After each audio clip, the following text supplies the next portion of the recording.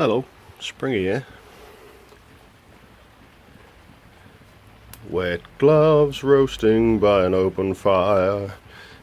Pine cones, excellent. Yeah, soaked. I've just done 108 miles in this lovely weather. Was tinkering with suspension settings. Had this set up in the middle, but it was still too harsh. These are Hagon nitros, not the original shocks, but the preload on the springs is as far off as you can get, and the dampeny bit at the bottom adjuster was on halfway, so I've knocked it down 2, so it's airing on the side of softer damping.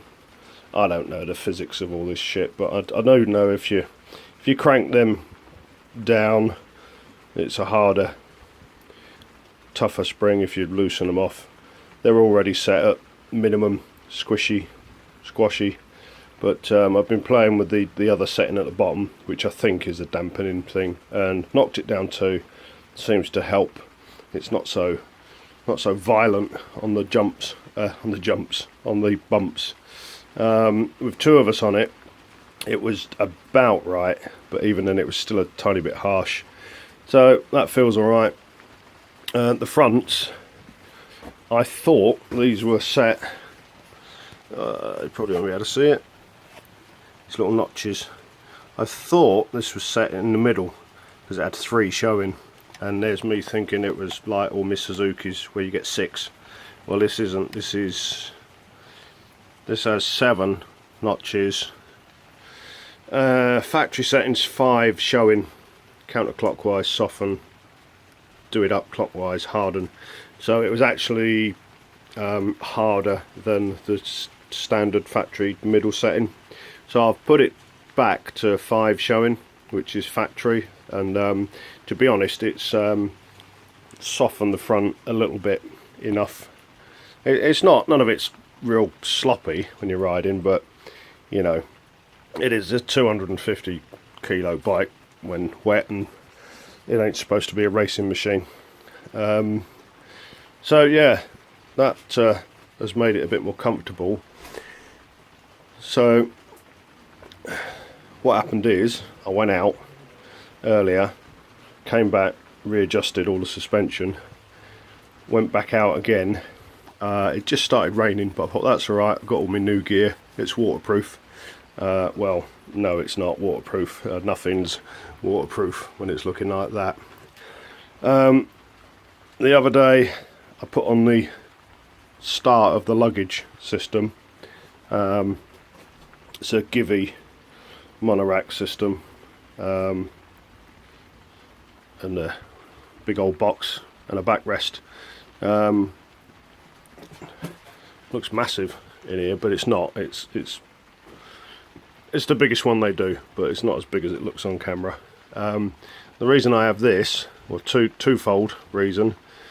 One is when Tracy's on the back of the bike, she gets a backrest and a bit of security feeling. When we went out a couple of weeks ago, before I put this on, as I was pulling away, even gentle pullaways, I could feel her sort of rocking back a bit.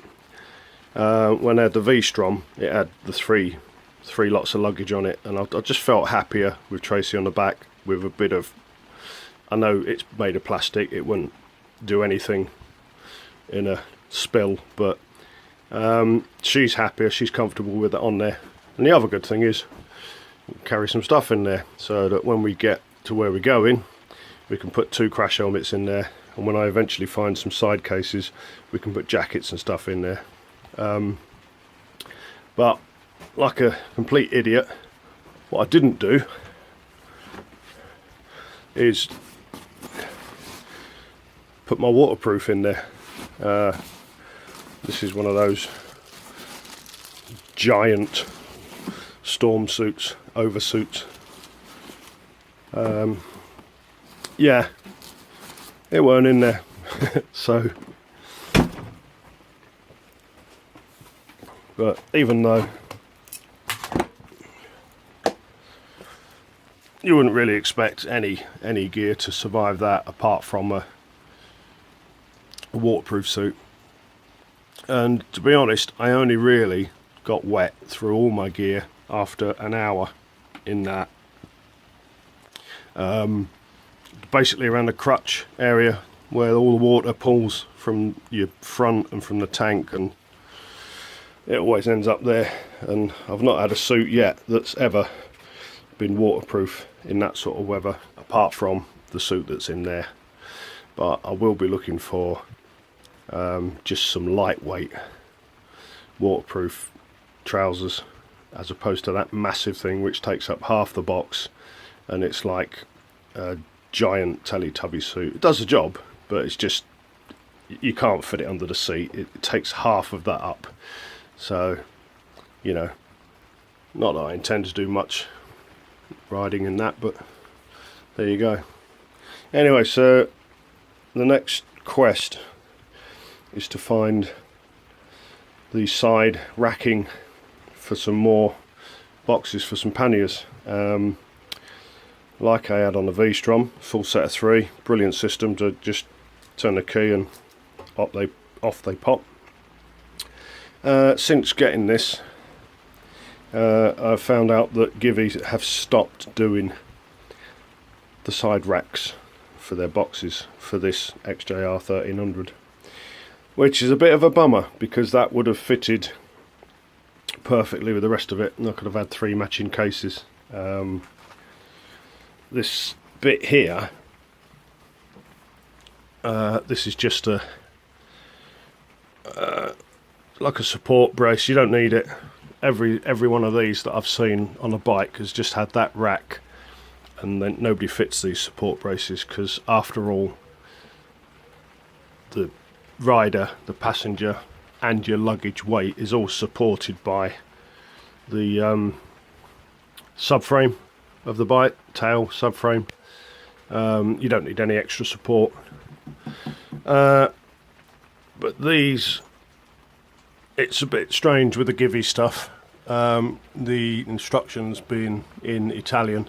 Okay, there are English bits, but you get some pictures so that they don't actually give you a write-up about what's what. And these just say supports. I think they double up as if you've got some of those soft like saddlebags, if you like. You can velcro them to here and it stops them swinging into all the moving parts. That's a guess, total guess. So I thought, what the hey, I stuck them on anyway, which was fun because you have to remove all of this to put this on, and you have to take off the little luggage spinny holder things that live in here. Put them on anyway, but I'm looking for some, like a wing rack, I think they call it. Givi don't do it anymore. Can't find anybody selling one second hand anywhere yet. Selling a set second hand. But SW Motec do some sort of racks, but I don't know how that would fit in with this Givi stuff that I've already put on. The good thing about the Givi wing racks was you could have this or them or both, and they all fit together and all the boxes match. So that's a bit of a quest, but I definitely do want to get some side cases because I did like having all the luggage. It's not for some people hate them, but it ain't on there all the time. Don't look too bad with the box off and just the rack on there, but this is intended for both of us to enjoy, so that's why that's on there. If I'm on my own, I'll just take the luggage off and she's good. Anyway, that's it, just a little catch up, and I've just been giving it a quick wipe over. Tomorrow, if it's dry, I'll give it a proper wash because it was absolutely plastered, and still is. All I've done is literally wiped off the chrome bits with a bit of WD-40 rag just to stop them corroding before I can get to it and clean it properly. But anyway, performance in the wet, very, very stable, very happy. Not twitchy or... at the moment it's got the old Battle Axe BT023 Bridgestones, which I'm not a fan of, because on big bikes like this, they just eat the rears. They just absolutely destroy them. I have been on most of my bigger bikes, like the 1200 Bandit and my 1200 Triumph. I've had either Avon Storms or Pilot Road 2s. So these are quite worn. They're not illegal. There's a bit left in them. I was hoping to... Well, I'm just going to use what's on there. That's typically flat in the middle. That's typically cupped on either side. But they're safe enough for now.